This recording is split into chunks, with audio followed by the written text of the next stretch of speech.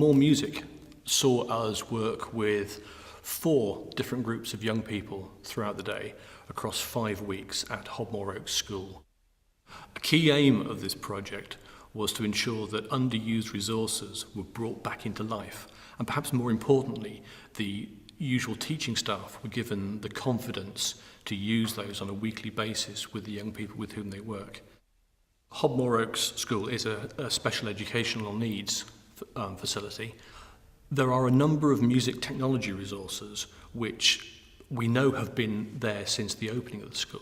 We found at the bottom of a cupboard some boxes with lots of cables in them and some bits of specialist accessible music technology equipment. And it can be very confusing for somebody approaching that for the first time and looking at lots of cables and lots of boxes and lots of separate bits of kit. And there is that immediate lack of confidence. And I think when you surround that by people who aren't music specialists, they have the fear of the music and the fear of the technology going hand in hand. And one or other element of that can prevent a really successful music session from happening. Some of the children with whom we worked had quite profound and multiple disabilities. Others were perhaps on the autistic spectrum. One of the first sessions that Andrew did with the students was using very simple acoustic instruments like shakers. And one of the things we could do from that was actually ascertain the physical abilities of the student. So even very simple things like, could they grasp a shaker to be able to hold it, or did a member of staff have to help them hold that item? Were they playing on their wheelchair tray?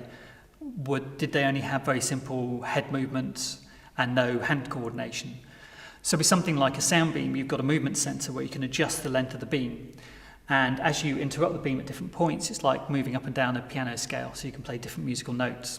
Now, one of the nice things about that is that you can have a very, very long range. And so if you have somebody who's very able, they can run up and down within the beam to play notes. But equally, you can reduce that down to a very, very small range just by turning a knob on the control box. And then you can put that alongside somebody who's only got head movement, and a very, very small head movement can then play the same number of sounds.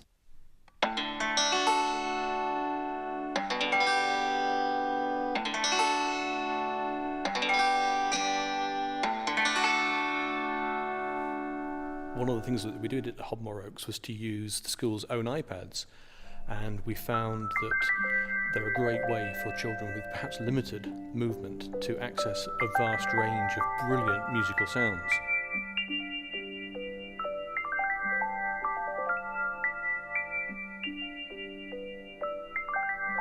One of the really successful things is a very simple piece of kit, which is a microphone and an effects unit. So we had students who would sort of do rapping over it as soon as they got the microphone. We had other students who were very, very considered on the first weeks and would make very, very small sounds, but we could get the microphone very close to them and we could amplify that and make a really big explosion of sound coming from that very, very small vocal noise.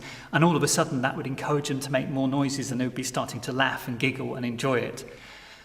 I think the key thing really is that the children were starting to enjoy music making. There were some great kind of smiles and responses and encouragement of other people to have a go when instruments were passed around the group. They were increasingly good at little social things, like being able to wait patiently and take turns, and perhaps importantly to listen to each other.